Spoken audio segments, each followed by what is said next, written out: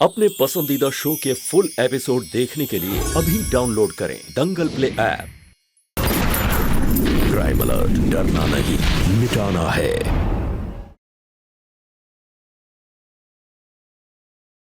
दूर रहिएगा मुझसे। मैं तुम्हें वो सारी खुशियां दे सकता हूँ, यहाँ तक कि इस खानदान का वारिस भी।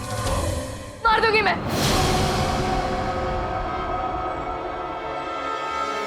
ये बच्चों के खेलने की चीज नहीं है, लाओ चाकू मुझे दो। मार लूंगी मैं खुद को। नहीं बहू, ये गलती मत करना। मार लूंगी। नहीं बहू, ऐसा कुछ मत करना।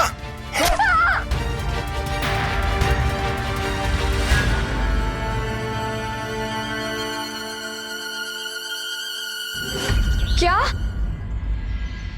ये कैसी बातें कर रही है यार नेहा? यार फिर से एक बार चेक करना। यार पूजा, मुझे तो तेरा नाम इस लिस्ट में दिख ही नहीं रहा है। एक मिनट, मिल गया। मैं तेरा नाम बीच में देख रही थी, पर तेरा नाम तो सबसे ऊपर है। तूने तो टॉप किया है पूजा। सच? यस। नेहा, अब मैं अपने सारे सपने सच कर सकती हूँ। बिल्कुल, तुम्हारे भी सपने सच होंगे और हमारे भी। आज इस शुभ दिन पर हमारे पास भी तुम्हारे लिए बहुत बड़ी खुशखबरी है। आखिरकार तुम्हारे लिए रिश्ता मिल गया है हमें। रिश्ता? हाँ। मैं को समझी नहीं माँ। मैं तुझे समझाती हूँ। मुझे तो लगा था कि तुझ जैसी घोर मांगलिक लड़की के लिए लड़का ही नहीं मिलेगा, लेकिन हमें लड़का मिल गया है तेरी शादी के लिए। शादी? नहीं माँ, मैं अभी शादी नहीं कर सकती। क्या बात कर रही हो बेटा? शादी क्यों नहीं कर सकती? बाबूजी, मुझे अपने जीवन में कुछ करना है। मैं अभी शादी नहीं कर सकती। मुझे अपने पैरों पर खड़े होना है। हाँ, लेकिन ये तो शादी के बाद भी हो सकता है ना? नहीं माँ, शादी के बाद कल किसने देखा है माँ? कल किसी ने नहीं देखा है पूजा, कुछ भी हो सकता है। पूजा बेटा, ये बात किसी से छुपी तो है नहीं कि मुझे पहले से एक हार्ट अटैक आ चुका है। डॉक्टर्स ने भी कहा है कि मैं किसी भी तरह की टेंशन से दूर रहूं, और अगर अचानक मेरा बुलावा आ गया तो तेरी शादी की जिम्मेदारी कौन पूरी करेगा बेटा? बात समझो बेटे। हाँ पूजा, ये जिम्मेदारी हम दोनों को निभा लेने दे। इतने बड़े घर का रिश्ता आया है, प्लीज उसे मत ठुकरा। तुम्हारे आगे हाथ जोड़ती हूँ मैं। नहीं माँ, प्लीज मेरे साथ ऐसा मत करिए।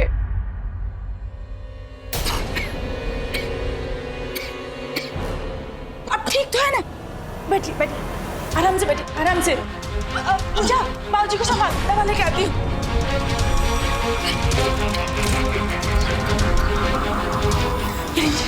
दवा लीजिए।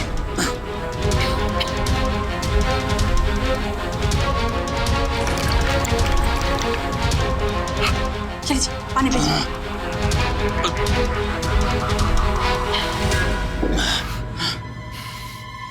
अब ठीक है बाबूजी?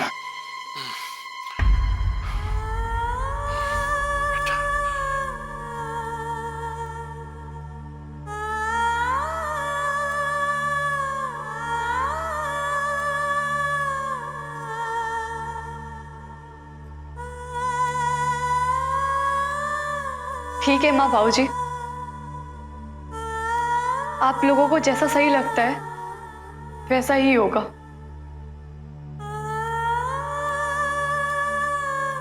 मैं तैयार हूँ शादी के लिए।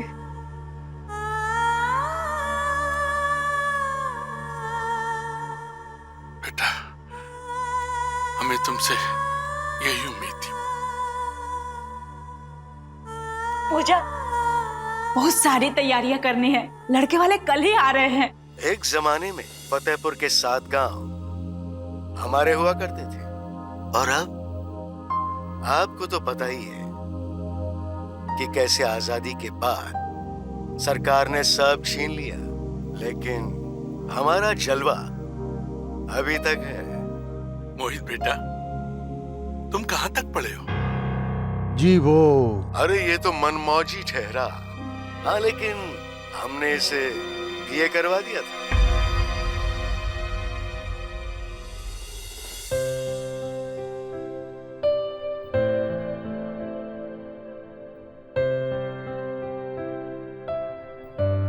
अजय बेटा बैठ जा। हमारी पूजा इस साल बीएड में टॉप की है, सरकारी नौकरी के कॉल भी आ रहे हैं इसे। जी जी। तो बताइए, आपको हमारा लड़का कैसा लगा? नजर न लगे, हमारी तरफ से तो हाँ है, बस आप आदेश कीजिए। हाँ, और हमें भी आपकी बिटिया बहुत पसंद है। लेकिन एक बात हम आपको अभी बता देना चाहते हैं। बोलिए। हमें शादी में 10 लाख कैश और एक कार चाहिए।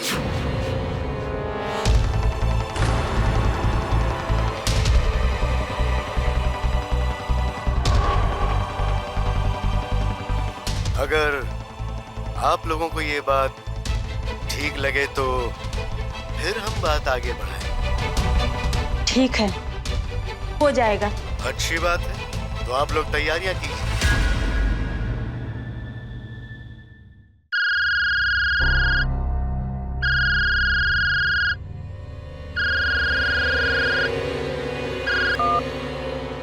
हेलो, मेरी बात ध्यान से सुनो। अगर तुम अपनी भलाई चाहती हो तो इस शादी से मना कर दो।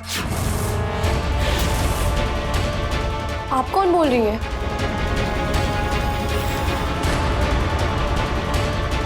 ऐसे फोन कॉल पे ध्यान देने की जरूरत नहीं है। जरूरत है माँ, ऐसे ही कोई क्यों फोन करेगा? बेटा, दुनिया में जलने वालों की कोई कमी नहीं है। आप समझती क्यों नहीं है माँ? समझने की जरूरत तुम्हें है बेटा। मैंने मोहित के परिवार के बारे में अच्छी तरह से जांच कर ली है, खानदानी लोग हैं। तुम्हें डरने की जरूरत नहीं है। अपने बाबूजी पर भरोसा करो और खुशी खुशी अपनी शादी की तैयारियां करो।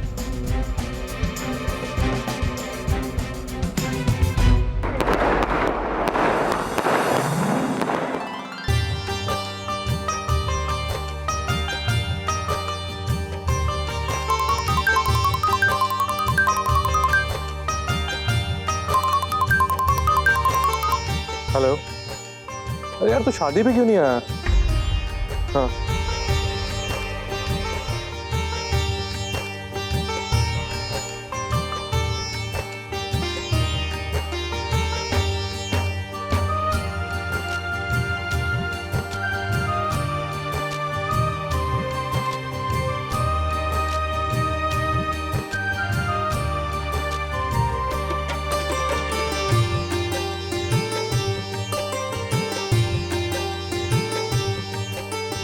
नए घर में तुम्हारा स्वागत है देवरानी जी। कोई रिश्तेदार नहीं दिखाई दे रहे हैं। वो बाबूजी की रिश्तेदारों से बनती नहीं है ना, इसीलिए।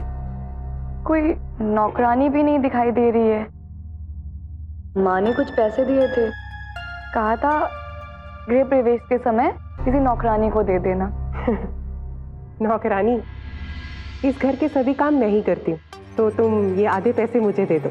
और अब तो तुम आई गई हो मेरा हाथ बटाने के लिए, तो आधे पैसे तुम रखो।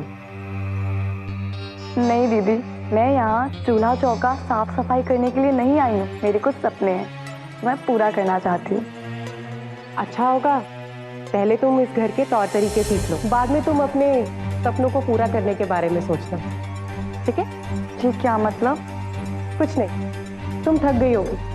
आओ, मैं तुम्हें तुम्हारा कमरा दिखा देती हूँ। आओ।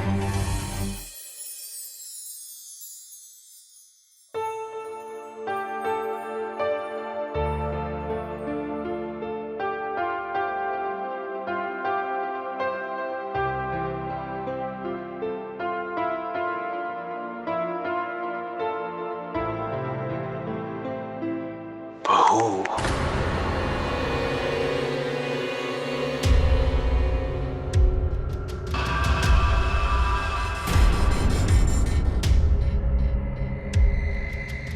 बाबूजी, आप यहाँ क्या कर रहे हैं?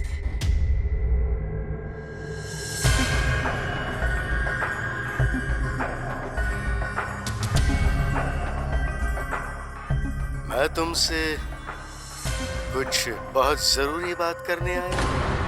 जी बताइए। तुम्हारे बाप ने जिस गाड़ी को देने का वादा किया था वो उसने अब तक दी नहीं है।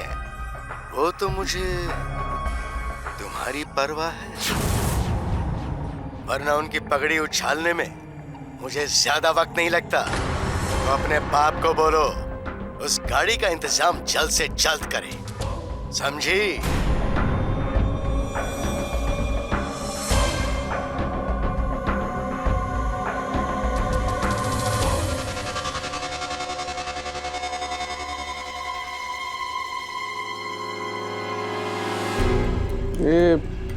ये बाबूजी भी ना तो तुम्हारा मूड ऑफ कर दिया। नहीं, ऐसी कोई बात नहीं है।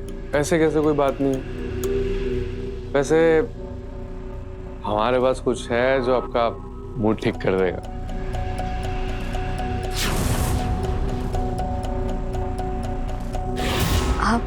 आप शराब पीते हैं? कुछ भी बचा ना कहने को, हर बात हो गई। आओ शराब पिए, इससे रात हो गई। ये कैसा शौक है आपका? हर एक का अपना कोई ना कोई शौक होता है। शराब पीना हमारा शौक है। काश ये बात आपने मुझे शादी से पहले बता दी होती। हम तो बताना चाहते थे पर वो बापूजी ने हमें रोक लिया था। उन्हें लगता था कि कहीं हमने अपना मुंह खोल दिया तो पता ना चल जाए कि उस दिन हमने पी रखी थी। पर कम ऑन यार, क्या ये सब क्या तकियानुसी बातें कर रही हो? हाँ, आज के टाइम पे तो लड़कियां भी पीती हैं। हाँ, चलो तुम भी पियो और सब खिले शिवके भूल जाओगी तुम। पियो तो। अरे छी, हमारे परिवार में भी कभी किसी ने शराब नहीं पी। तुम निहार ने नहीं पिया तो तुम पियो। अपनी सुहागरात पे पहली बार पीकर तो देखो। हाँ? तो पियो। एक बार। मोहित जी, ये आप क्या कर रहे हैं?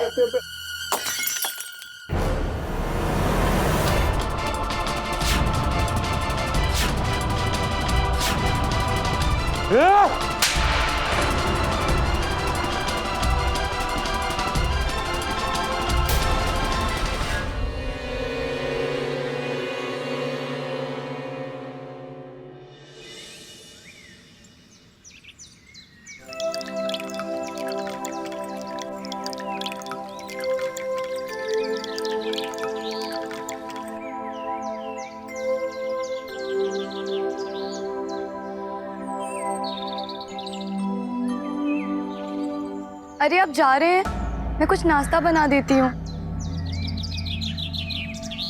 हमें देर हो रही है, हम शाम को मिलते हैं। अरे सुनिए तो, वो रात को आप कहाँ चले गए थे? मैंने आपको कितने कॉल किए।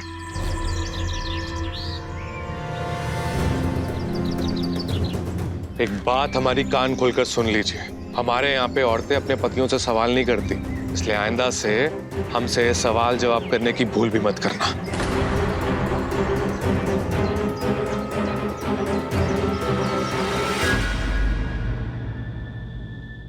माफ करना दीदी, आज मुझे लेट हो गया, पर कल सुबह से मैं ही आपको चाय पिलाऊंगी।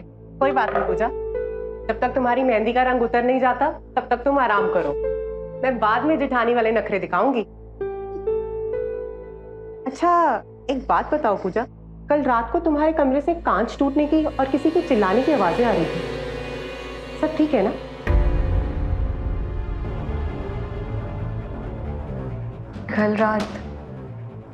कल रात एक बुरे सपने की तरह भी थी। फिर वो सारी रात घर नहीं आए। मैंने ना जाने उनको कितने कॉल किए। कल रात वो पक्का शब्बो के पास गया होगा। शब्बो यानी शबनम। शबनम? ये कौन है? तुम्हारे गृहस्थ जीवन का तीसरा पहिया, तुम्हारे पति की रखैल।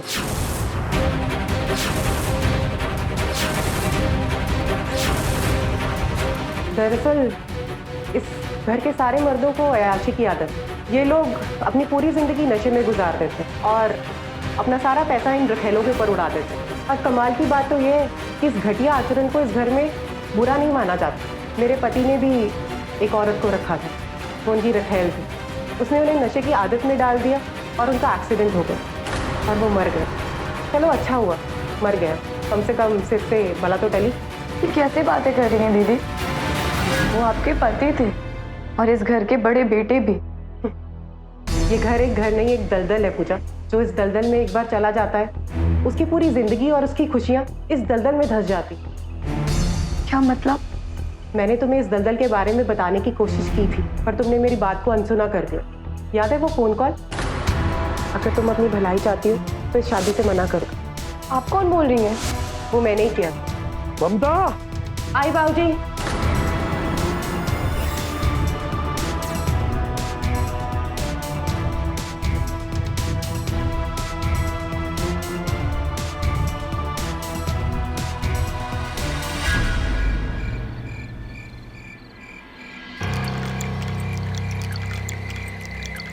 सुनिए, वो शबनम कौन है? चलो अच्छा हो तुम्हें शबनम के बारे में पता चल गया। भाभी ने बताया? मैंने पूछा शबनम कौन है? अरे बाहर वाली है यार, हमेशा बाहर ही रहेगी। तुम घर वाली हो और मैं दोनों को बहुत अच्छे से संभाल सकता हूँ। मैंने आपके नाम का सिंदूर लगाया है। मैं आपके सिवा कभी किसी के बारे में नहीं सोच सकती और मैं आपसे भी यही उम्मीद करती हूँ। लेकिन मैं ये उम्मीद पूरी नहीं कर सकता।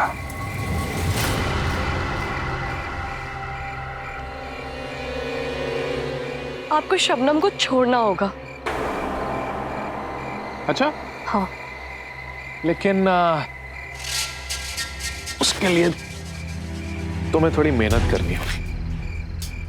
मतलब? यार बुरा मत मानना, लेकिन तुम ना मेरे टाइप की नहीं हो। मतलब तुम जब मेरे पास आती हो तो मुझे कुछ एहसास ही नहीं होता, मजा ही नहीं आता।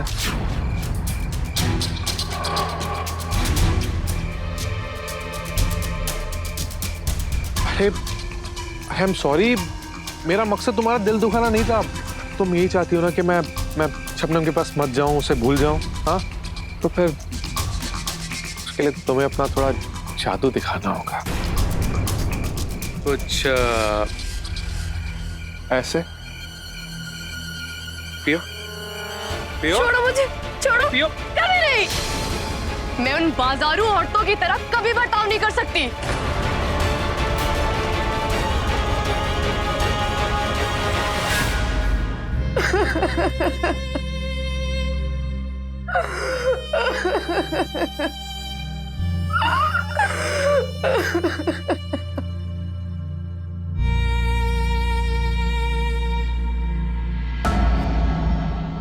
बापूजी, हमें आपसे कुछ जरूरी बात करनी है। बात तो हमें भी तुझसे करनी है। आ बैठ।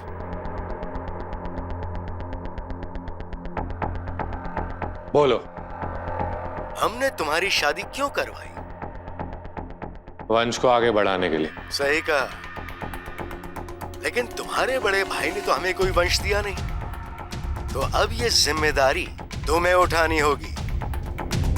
तुम हमें वारिस दोगे। देखिए बाबूजी, हमें पछड़ों में नहीं पड़ना। हमारी उम्र अभी बच्चा पैदा करने की नहीं है। हमें यहाँ पे अपनी जिंदगी जीनी है। बाद में देख लेंगे ये सब जिम्मेदारियां। करना तो तुम्हें अभी पड़ेगा। कल किसने देखा? तो आपको इतनी जल्दी है तो आप ही पैदा कर लो ना। ये सब मैं संभाल लूंगा और अब आप मेरी बात ध्यान से सुनो। समझा लो अपनी बड़ी बहू को, वरना हम रिश्तों की मान मर्यादा भूल जाएंगे। बात क्या है? ये ममता हमारे बड़े भैया को तो खा गई है और अब इस घर की उसे शांति देखी नहीं जाती है।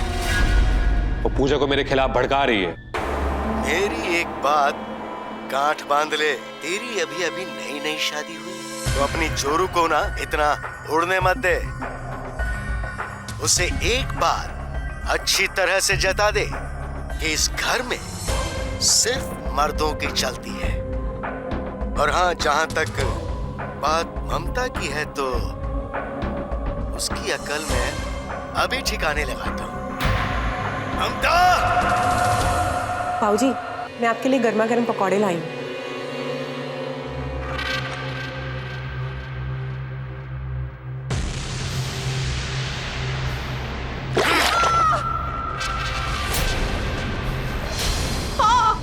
बहुत जबान चलने लग गई है तेरी। बाबूजी माफ कर दीजिए। हाँ?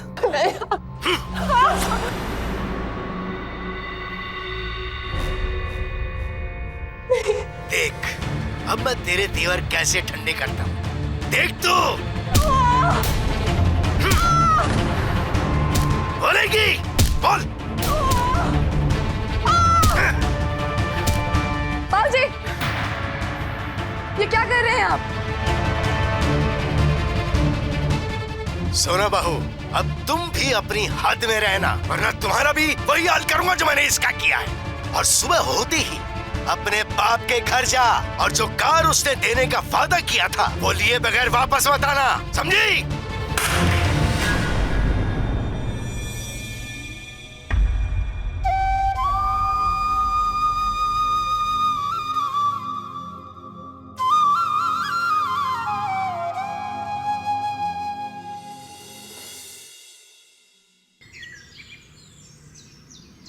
सरोज, अरे सरोज, देखो तुमसे मिलने कौन आया है। पूजा,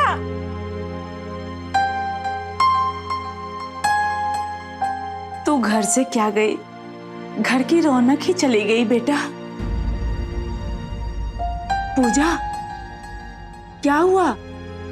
क्या हुआ पूजा? सब ठीक तो है ना? वो मेरे ससुर जी ने कहा है कि जब तक आप लोग कार नहीं दे देते तब तक वो घर आने की जरूरत नहीं है। ले, मेरे कुछ गहने हैं, इससे कुछ पैसों का इंतजाम हो जाएगा। नहीं चाहिए माँ, नहीं चाहिए ऐसा ससुराल जिनका काम सिर्फ बार बार हमारा खून चूसना है। ऐसा नहीं बोलते बेटा, ऐसी दिक्कतें तो हर लड़की को शुरू में आती हैं, इसी को तो एडजस्टमेंट कहते हैं। हाँ बेटा, देखना एक दिन तुम्हारे ससुराल वाले खुले दिल से स्वीकार कर लेंगे तुमको। भगवान सब ठीक करेगा। नमस्कार, मैं सुधा चंद्रन क्राइम अलर्ट के आज के इस एपिसोड में आप सबका स्वागत करती हूँ। दहेज देना और दहेज लेना दोनों ही कानूनन अपराध है, लेकिन रीति रिवाज के आड़ में आज भी हमारे समाज में ये कुप्रथा जारी है। दहेज देते वक्त हर माता पिता की यही सोच होती है कि उनके द्वारा दिया गया ये दहेज उनकी बेटी का घर बसाने में मदद करेगा। शायद इसी सोच से पूजा के माता पिता ने भी पूजा की शादी के लिए अपनी जिंदगी भर की जमा पूंजी खर्च कर दी थी, लेकिन उन्हें क्या पता था कि जिस रिश्ते को बचाने के लिए उन्होंने अपना सब कुछ गवा दिया था, वो ना सिर्फ उनकी बेटी बल्कि खुद उनके गले का जानलेवा फंदा बनने वाला था।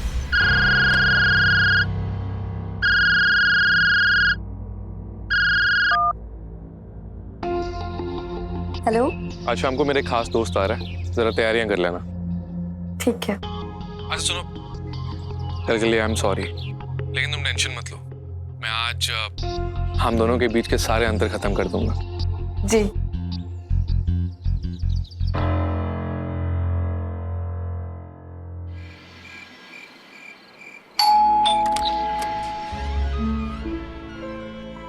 अरे, आपके साथ मेहमान नहीं आए? आइए ना।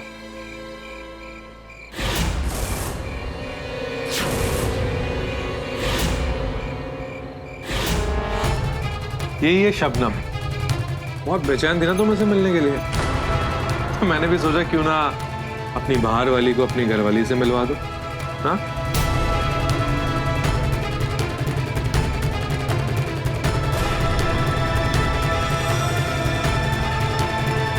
रुको।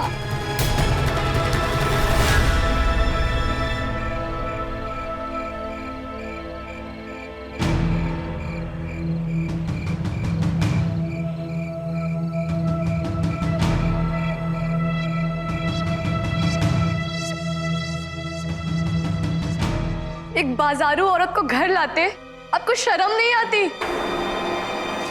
यार पूजा, ये सब ड्रामे करने की जरूरत नहीं है। हाँ, मैं शबनम को तुम ही से मिलवाने के लिए लाया हूं ताकि तुम इससे खुल के बात कर सको और तुम्हें पता चल जाए कि हम अपनी जिंदगी कैसे जीते हैं। मैं आपकी जिंदगी में किसी दूसरी औरत को कभी बर्दाश्त नहीं कर सकती। हाँ शबनम, तुम्हारे से बहुत पहले से हमारी जिंदगी में है, इसलिए आप शबनम को जितनी जल्दी एक्सेप्ट कर लोगे उतना अच्छा आपके लिए होगा। और वैसे भी पूजा, ये रोना धोना बंद करो। मैं तुम्हें कोई चुड़ैल नजर आ रही हूँ जो मुझे देख के ऐसी भड़क रही हो? तुम्हें पता है मैं यहाँ तुमसे दोस्ती करने आई हूँ। दोस्ती? तुम जैसी नीच औरत से दोस्ती करने से पहले मैं मर जाऊंगी। करनी पड़ेगी।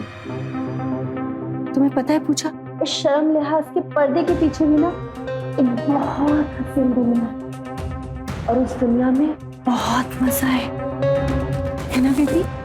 बिल्कुल। और वैसे भी हमारी सोच ना तुम्हारी इतनी छोटी नहीं है। विश्वास मानो, मैं तुमसे वादा करती हूँ हमारी इस दुनिया में ना तुम्हें भी बहुत मजा आएगा। पूजा! ठहरो मोहित, मैं अपने कर्ज का ना सूद समेत बदला चुका थी।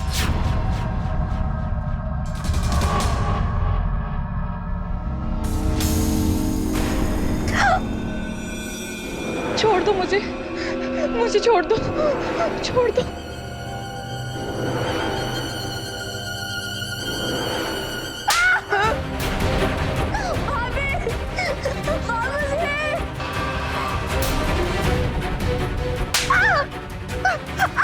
शबनम पे हाथ उठाएगी?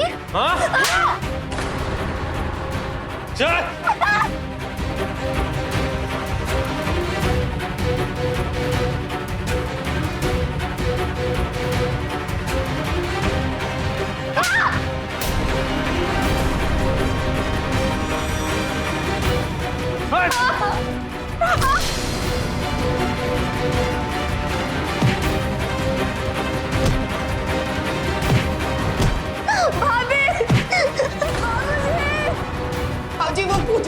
रुको,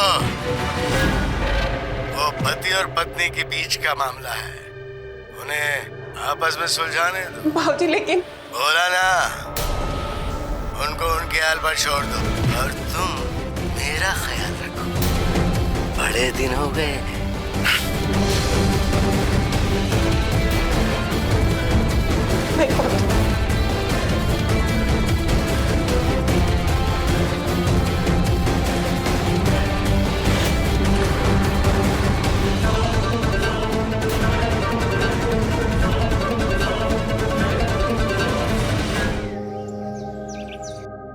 दीदी, पूजा,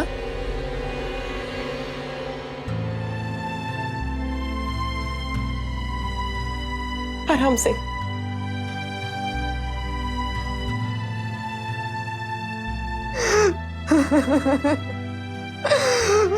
दीदी, मैं बर्बाद हो गई दीदी। अभी भी कुछ नहीं बिगड़ा है पूजा। ये जानवर तुमसे इस परिवार का वारिस चाहते हैं। आप सही कह रहे हो दीदी, मैं चली जाऊंगी यहाँ से, मैं यहाँ नहीं रहूंगी।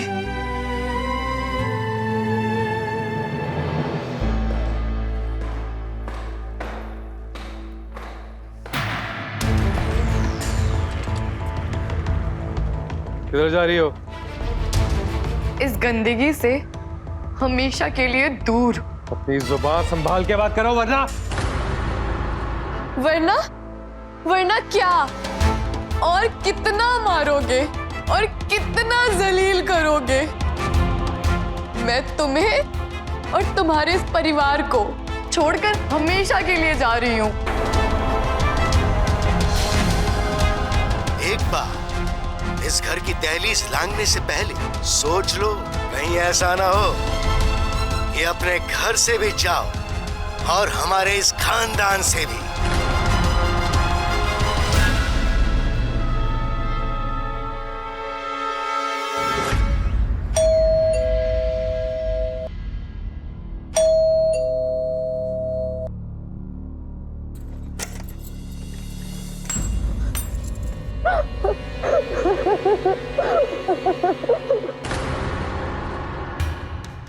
ये सब क्या है पूजा? माँ, मैं उस ससुराल में और नहीं रह सकती माँ। बस कर पूजा, बस कर। अब कुछ नहीं सुनना है तुम्हारा। अभी कुछ देर पहले तेरे ससुर जी का फोन आया था तेरे पापा के फोन पे। वो तेरे बर्ताव के बारे में पता नहीं क्या क्या बताया तेरे पापा को। उनकी बातें सुन के तेरे पापा की तबीयत और ज्यादा बिगड़ गई है पूजा। तुम्हें घर पर देख के ये सदमा बर्दाश्त नहीं कर पाएंगे वो। तुम अपनी ससुराल में लौट जाओ पूजा। माँ हमें माफ करो। माँ मेरी बात तो सुनो। माँ सुनो तो। माँ खोलो। माँ प्लीज दरवाजा खोलो। माँ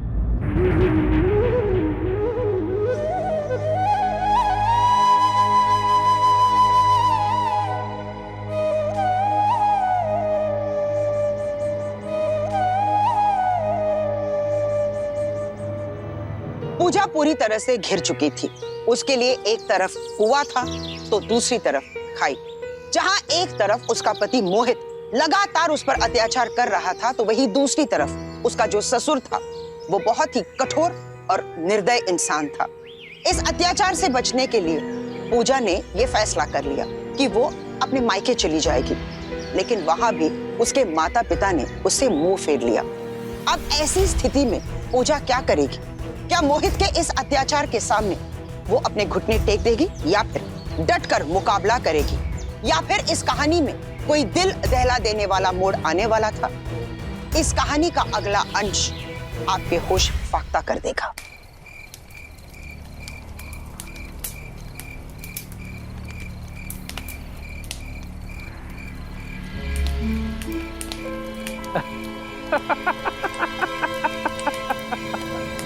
आइए आइए। अरे तुम तो घर छोड़ कर गई थी ना, इतनी जल्दी वापस भी आ गई।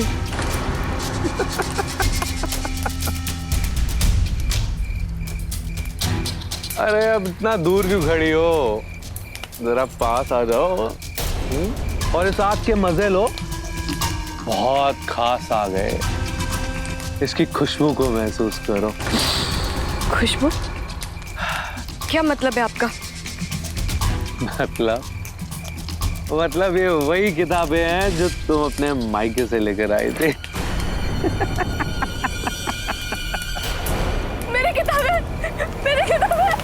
मेरी किताबें! आज मैंने सिर्फ तुम्हारे किताबों की नहीं, बल्कि तुम्हारे सभी सपनों की भी लोड़ी जला दी। नहीं, मेरी किताबें, मेरे सपने। Hello Shabnam baby. हेलो जान। आज रात ना मैं तुम्हारे पास आ रहा हूँ। आज की रात मैं सिर्फ तुम्हारे साथ ही रहूंगा। तो आ जाओ ना। Okay baby.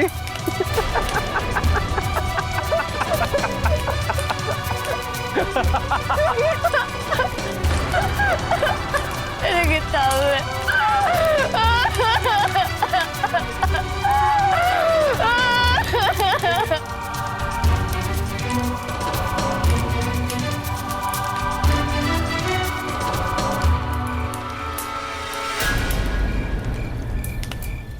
ठाकुर साहब, आपकी बहू ने आपके बेटे के खिलाफ कंप्लेंट की है। इंस्पेक्टर साहब, ये पति पत्नी के आपस का झगड़ा है। दरअसल मेरे बेटे ने गुस्से में आकर पत्नी की कुछ किताबें जला दी और उसने तैश में आकर आपको कॉल कर दिया। वैसे आपकी बहू है कहाँ? अभी तक सोई पड़ी। ठीक है, आगे से ध्यान रखिएगा कि हमें कोई कंप्लेंट ना मिले। मैं चलता हूँ।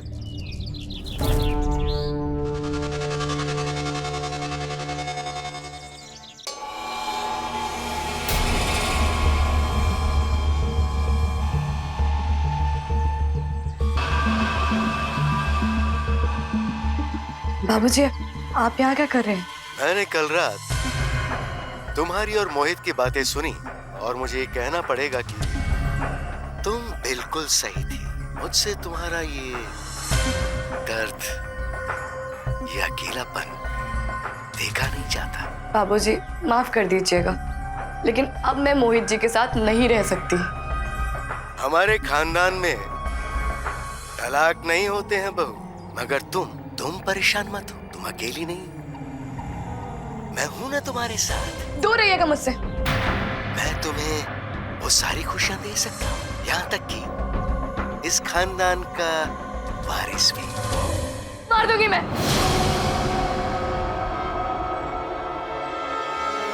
ये बच्चों के खेलने की चीज नहीं है। लाओ चाकू मुझे दो। मार लूंगी मैं खुद को। नहीं बहू, ये गलती मत करना। मार लूंगी। नहीं बहू, ऐसा कुछ मत करना।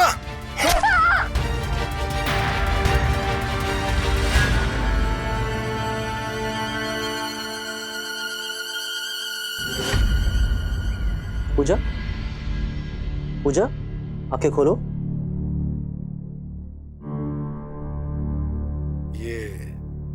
ये ठीक तो है ना डॉक्टर? हाँ, मैंने पट्टी बांध दी है और इंजेक्शन लगा दिया है। अब ये खतरे से बाहर है। ये कुछ मेडिसिन है, मैं लिख के दे रहा हूँ, आप मंगवा लीजिएगा। जी।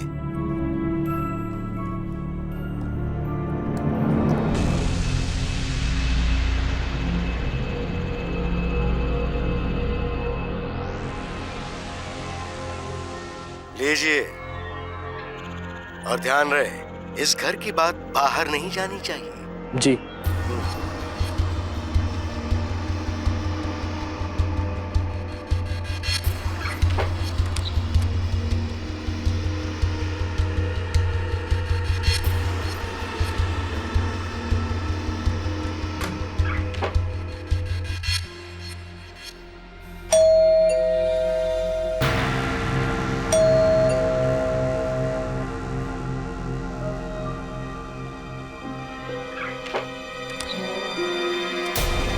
अरे आप लोग यहाँ? पूजा, पूजा बेटा, कहाँ है पूजा? क्या? पूजा कहाँ हो? कहाँ है पूजा? अरे वो तो मंदिर गई है। बस करो समधी जी, अरे झूठ बोलते शर्म नहीं आती? हमें मालूम है पूजा ने आत्महत्या करने की कोशिश की है। ये आपको कैसे पता? मैंने बताया है। आपने मेरी जिंदगी तो खराब कर दी, पर मैं आपको पूजा की जिंदगी खराब करने नहीं दूंगी। कहाँ है पूजा? ऊपर कमरे में है। पूजा!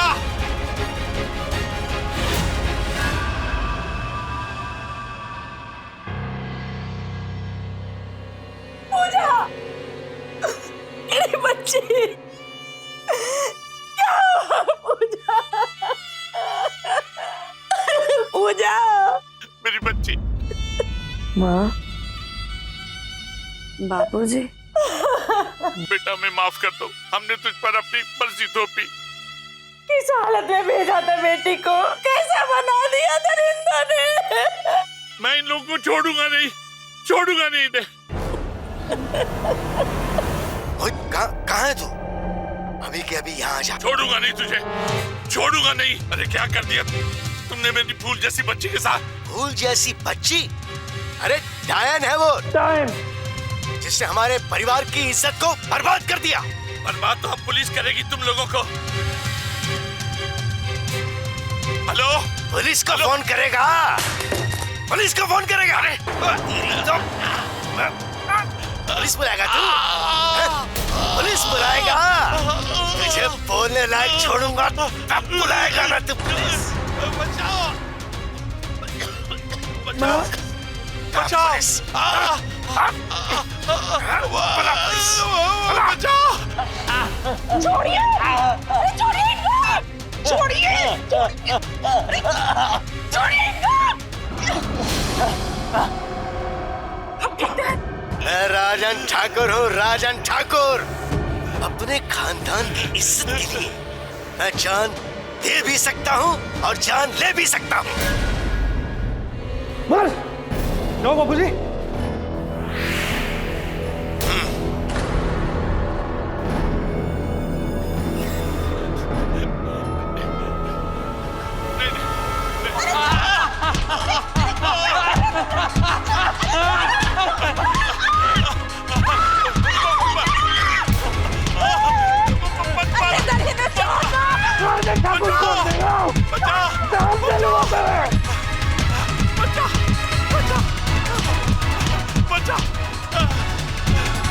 हटो, हटो यहाँ से, वरना अच्छा नहीं होगा। ममता,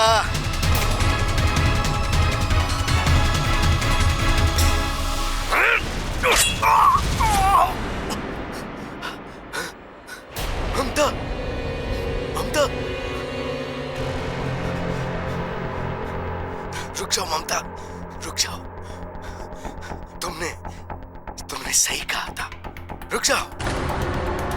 पहले इन दोनों को हॉस्पिटल लेकर जाओ, फिर हम बैठकर बात करेंगे। प्लीज रुक जाओ।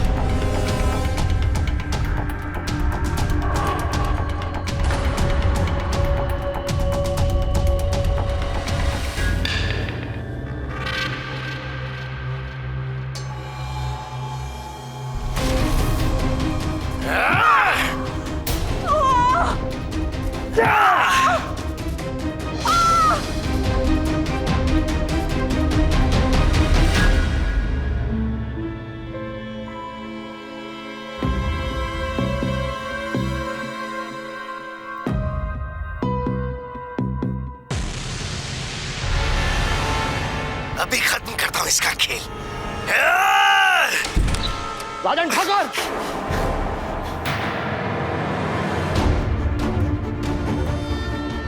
अरे आइए आइए इंस्पेक्टर साहब, ये सब लोग हमें जान से मारने की कोशिश कर रहे थे। अरेस्ट कर लीजिए इन सबको। अरेस्ट किसे करना है और यहाँ क्या चल रहा है हमें सब पता है राजन जी। मतलब पता है? किसने कहा आपको? आपकी बहू ने।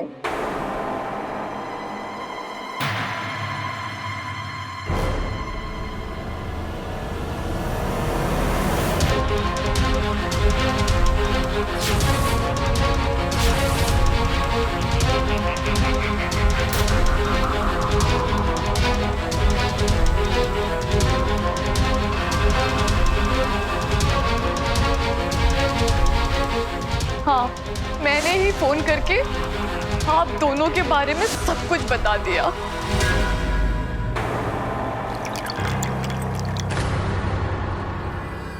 माँ, माँ आराम से उठने की कोशिश करिए। माँ, माँ पानी।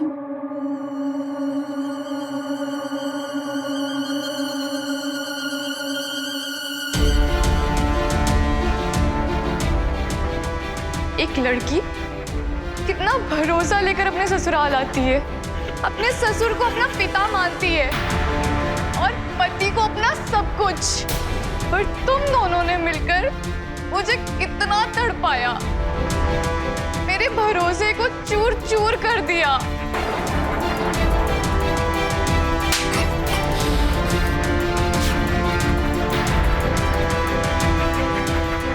तेरी इतनी हिम्मत! राजन ठाकुर चलिए चलिए। अभी आराम से। इस घृणित जुर्म के लिए राजन और मोहित पुलिस की गिरफ्त में है और उन पर विभिन्न धाराओं के तहत मुकदमे अदालत में विचाराधीन है। घरेलू हिंसा एक कटु सत्य है हमारे समाज में और अक्सर महिलाएं इसका शिकार होती है। एक स्टडी के मुताबिक हमारे देश में हर 3 में से एक औरत कभी न कभी घरेलू हिंसा का शिकार हुई है। हम आपसे सिर्फ यही गुजारिश करना चाहते हैं कि अपने आत्मसम्मान के साथ कभी समझौता ना करें और फौरन पुलिस की मदद लें। इसी विचार के साथ मैं सुधा चंद्रन आपसे विदा लेती हूँ, इस वादे के साथ कि एक नए एपिसोड में एक नई कहानी के साथ हम फिर मिलेंगे। देखते रहिए क्राइम अलर्ट, डरना नहीं मिटाना है। जय हिंद।